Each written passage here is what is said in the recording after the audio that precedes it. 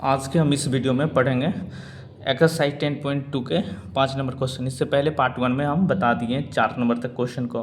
देखिए 5 number question में सिद्ध कीजिए कि स्पर्श बिंदु से स्पर्श रेखा पर खींचा गया लंब वृत्त के केंद्र से होकर जाता है। मतलब ये हमारा स्पर्श रेखा है और ये हमारा स्पर्श बिंदु है। स्पर्श बिंदु से ये जो हमारा लंब जा रहा है, क्या ये हमारा केंद्र से होकर जा रहा है, यही हमको प्रूव करना है। तो चलिए हम क्या लिखते हैं यहाँ पे। तो देखिए हमने यहाँ पे हमको गिवन में क्या दे रखा है, माना कि वृत्त COR, मतलब ये हमारा सर्कल है, इसका केंद्र O है और रेडियस R है, में स्पर्श रेखा AB वृत्त पर वृत्त के P बिंदु पर स्पर्श करती है। यानी बिंदु P पे क्या करती है, स्पर्श करती है। तो एक हम क्या करेंगे इसमें मतलब प्रूव क्या करना है कि हमको यहाँ से ये प्रूव ये जा रहा है कि ये हमारा केंद्र से ही के जा रहा है। तो हम यहाँ पर एक और पॉइंट ले लेते हैं जिसको बोलते हैं O डैश। रचना करते हैं। रचना में क्या लिखेंगे, रचना में बिंदु P से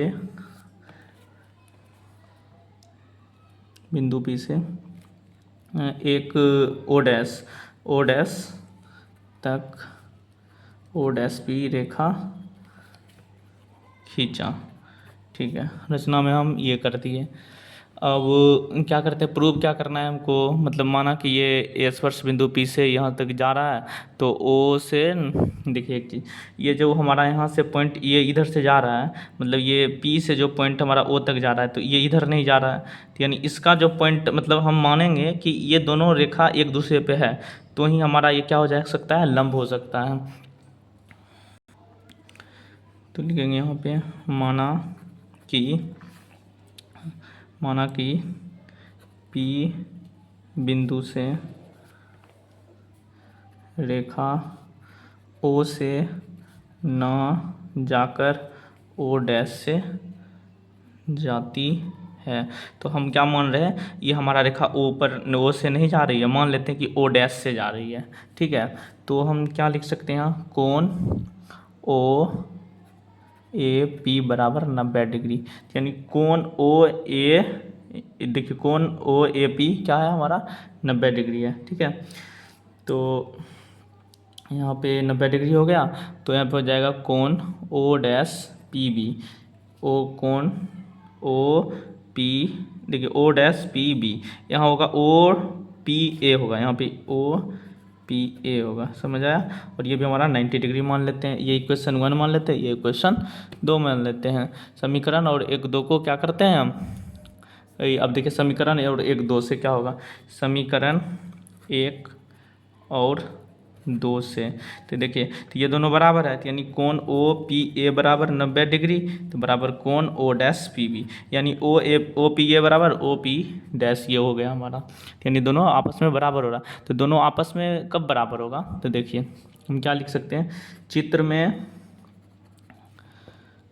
हम देखते हैं, क्या देख रहे हैं आप, चित्र में हम देखते हैं क्या होगा, यहाँ पे कोण OPB बड़ा है कोण O डैश PA से।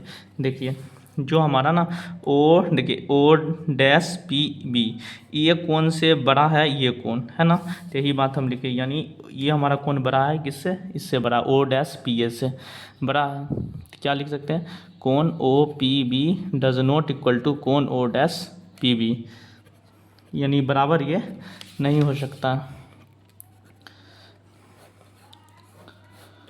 तो हम यह क्या कर सकते हैं, यह तभी संभव है जब रेखा O डैश P क्या हो, संरेखी हो, मतलब कोइंसिडेंस हो, मतलब एक ही बिंदु पे, ये दोनों एक ही बिंदु पे होगा तो ही ये दोनों कोण क्या हो सकता है, बराबर हो सकता है।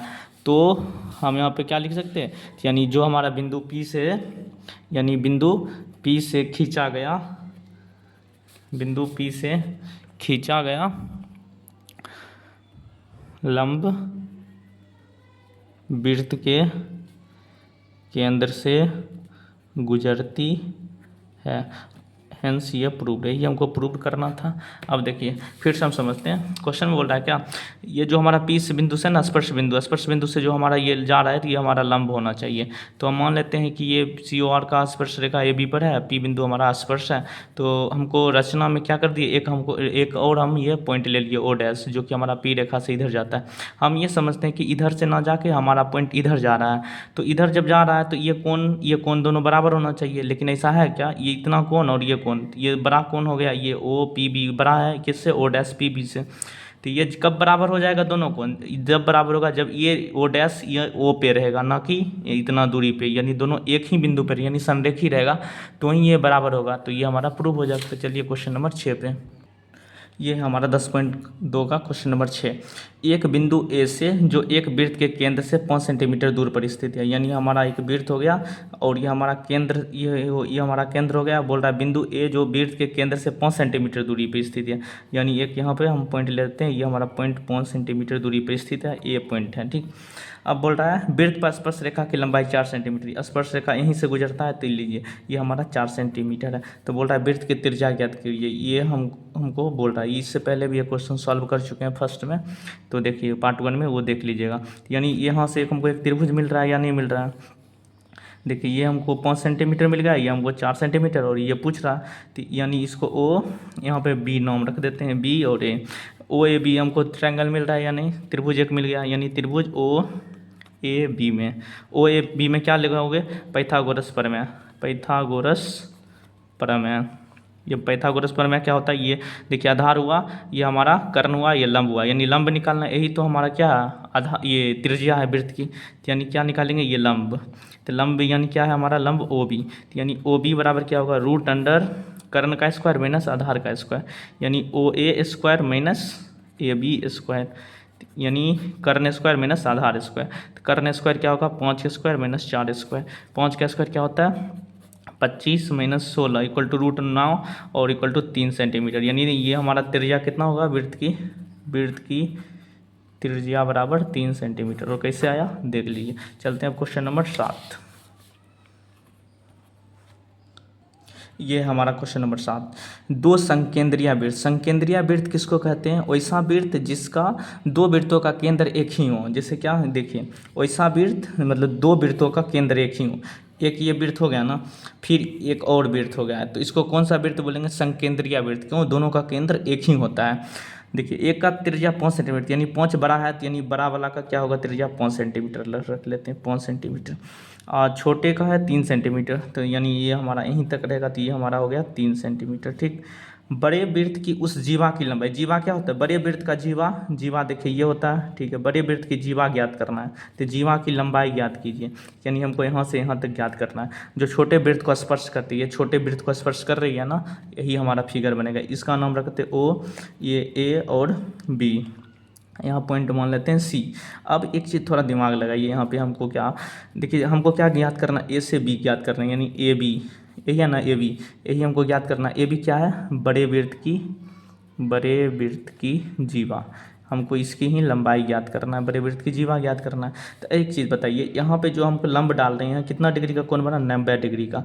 ये हमारा कर्ण हो गया, ये हमारा लंब हो गया। ये हम यहाँ से यहाँ तक नहीं निकाल सकते, आधार निकाल लेंगे, और ये जब यहाँ से आधार निकल जाएगा तो फिर यहाँ से यहाँ तक नहीं निकल सकता है, तो इसका दोगुना कर देंगे, यहाँ से यहाँ तक निकल जाएगा। यानी पहले हमको ए सी निकाल लेना है। तो ए सी कैसे निकलेगा, त्रिभुज ओ सी ए, ओ सी ए में, कौन से त्रिभुज ओ सी ए में, पहले ओ सी ए में ए सी निकालना है, यानी ये हमारा आधार हो गया। यानी आधार बराबर क्या होता है, रूट अंडर कर्ण स्क्वायर, यानी O A square minus O C square, यानी ओ ए हमारा कितना है 5 square minus 3 square equal to 5 square कितना है 25 माइनस 3 का स्क्वायर 9 है, बराबर रूट अंडर 16 बराबर 4 सेंटीमीटर। यानी ए सी कितना आ गया, 4 सेंटीमीटर आ गया, यानी यहाँ से यहाँ तक 4 सेंटीमीटर, ठीक है। अब फिर इसका ही तो आधा है ये वृत्त। जब लंब ये प्रमेय 10.1 पढ़े हैं तो क्या बोलता है कि लंब ये जो है यहाँ से लंब होता है, ये आधा कर देता है। यहाँ देखिए ये हमारा 4 है, तो ये भी क्या हो जाएगा 4 हो जाएगा, यानी ए बी निकालना था, तो यानी ए बी बराबर क्या लिख सकें 2 इंटू ए सी लिख सकते हैं, यानी 2 गुना 4 बराबर 8 सेंटीमीटर, यानी बड़े वृत्त की जो जीवा है वो 8 सेंटीमीटर है। चलिए अब क्वेश्चन नंबर 8 पे, ये हमारा क्वेश्चन नंबर 8। एक वृत्त के परिगत एक चतुर्भुज, मतलब वृत्त है फिर उसके बाहर बाहर एक चतुर्भुज है, समझे, उसको बोलते हैं परिगत। परिगत मीन्स उसके बाहर बाहर, यानी ये हमारा वृत्त है, ठीक है, और इसके बाहर बाहर से एक हम क्या बना लेते हैं, चतुर्भुज बना लेते हैं। देखिए ये इस लाइन से टच होना चाहिए, ये स्पर्श होना चाहिए यहाँ और यहाँ पे, चारों ये हमारा स्पर्श होना चाहिए। अब मानिए हम इसका नाम रखते हैं ABCD, तो प्रूव क्या करना है हमको, यहाँ पे AB + CD = AD + BC, ये हमको प्रूव करना है, ठीक है। तो देखिए हमको ये हम कैसे सिद्ध कर पाएंगे, तो यहाँ पे ये टच कर रहा है, इस पॉइंट का नाम रखते हैं P, यहाँ पे टच कर रहा है Q, ये ऊपर टच कर रहा है, इसको रखते हैं R, ये टच कर रहा है S, यानी PQRS क्या है, हमारा स्पर्श बिंदु है। और हम क्या लिख सकते हैं यहाँ पे, आप यहाँ पे लिख दीजिए कि देखिए आपको लिख के बताते, एक वृत्त के परिगत, एक वृत्त के परिगत एक चतुर्भुज ABCD खींचा, ये हमने खींच लिया, ठीक है।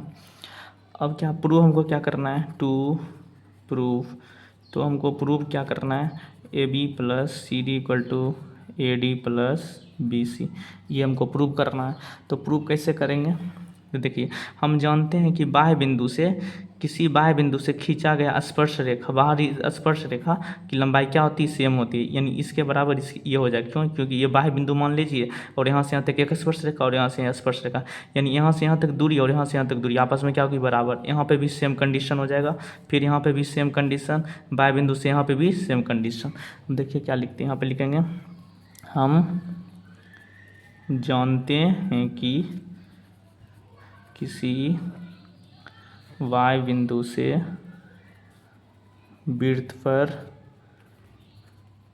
खींचा गया स्पर्श रेखा की लंबाई क्या होती है, समान होती है या बराबर होती है, समान होती है, ठीक है। ये हमारा समान हो गया, तो हम क्या लिख सकते हैं यहाँ पे, देखिए AP = AS लिख सकते हैं, ठीक है, यहाँ लिख दिए AP = AS, समीकरण 1। यहाँ पे क्या लिखते हैं, BP = BQ, तो BP = BQ लिख दिए, समीकरण 2।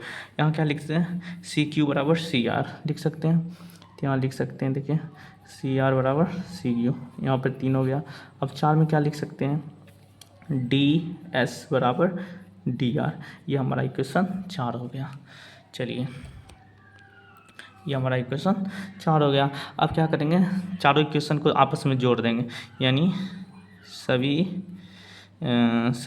समीकरण को जोड़ने पर, समीकरण को जोड़ने पर, अब देखिए इधर वाले को अलग जोड़ेंगे, इधर वाले को अलग जोड़ेंगे, यहाँ पे क्या हो जाएगा, AP + BP + CR + DS = इधर क्या करेंगे, AS + BQ + CQ + DR कर दिए।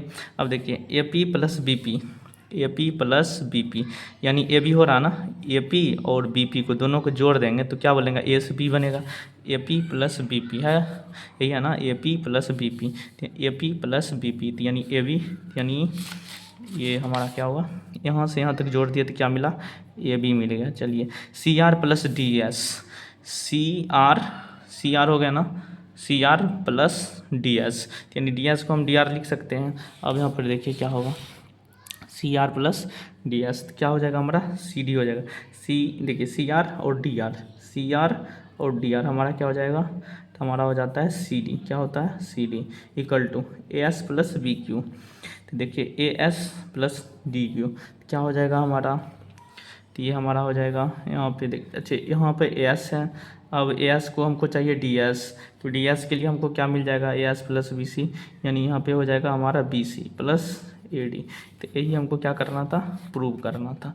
देखिए AB + CD = BC + AD, यही तो हमको प्रूव करना था, AB + CD = AD + C। पूरे इक्वेशन कैसे करना है, बाय बिंदु से AB, ये दोनों जोड़ना, इसको इधर से जोड़ना, इसको इधर से, और इसको, सभी समीकरण को एक दूसरे से क्या करेंगे, जोड़ देंगे, और जोड़ने पे क्या हो जाएगा, ये हमको मिल जाएगा AB + CD, और इधर मिल जाएगा AD + BC मिल जाएगा, ठीक है। अब चलते हैं क्वेश्चन नंबर 9 पे।